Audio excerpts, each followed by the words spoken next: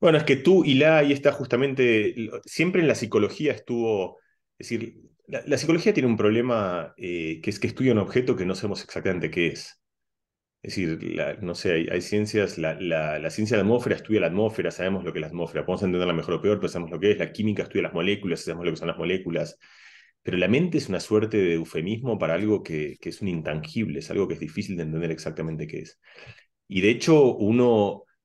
de alguna manera indaga la mente de otra gente a partir del lenguaje justamente, o a partir de la mirada, de las expresiones, uno trata de adivinar qué es lo que la otra persona piensa, qué es lo que la otra persona siente. Eso en general en la vida es una especie de oficio recurrente, ni que hablar en la maternidad o en la paternidad, en situaciones donde uno trata de adivinarlas, en situaciones donde es mucho más confuso, porque a lo mejor tenés un recién nacido que no habla y llora y tratas de entender por qué llora. Esa es la pregunta de qué le pasa en la mente a ese niño o a esa niña que está llorando.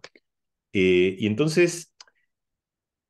en ese ejercicio mismo, es decir, quiero decir, la persona, el padre o la madre que está tratando de entender qué le pasa, por qué se ríe a alguien, por qué se ríe su hijo, por qué se llora, o qué anhela, o qué desea, o qué teme, está haciendo psicología, está tratando de entender la mente de otra persona. Y en ese viaje vos ves que indefectiblemente ahí se mezcla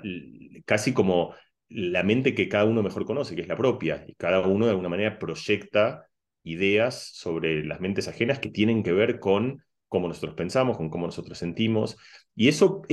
que pasa en cada uno de nosotros pasa en el oficio de la psicología. Siempre es un poco indefectible el mezclar, el tratar de entender cómo funciona el razonamiento, cómo funciona el pensamiento, cómo funcionan las ideas, con cómo funcionan mis ideas, mi razonamiento. Por supuesto, uno tiene que salir de eso, pero el que fue uno de los grandes fundadores de la psicología, que es William James, que fue un contemporáneo de Freud en la psicología sajona, que fue una psicología más de investigación, era sobre todo un gran maestro que se llama la introspección. Es alguien que piensa bien sobre sus ideas, piensa bien sobre el pensamiento, y de hecho un linaje científico que ahora está tremendamente en boga, que es la inteligencia artificial, que Sí, florece a mitad del siglo pasado con el famoso Alan Turing, el de la película, que es este gran matemático inglés que estuvo en Bletchley Park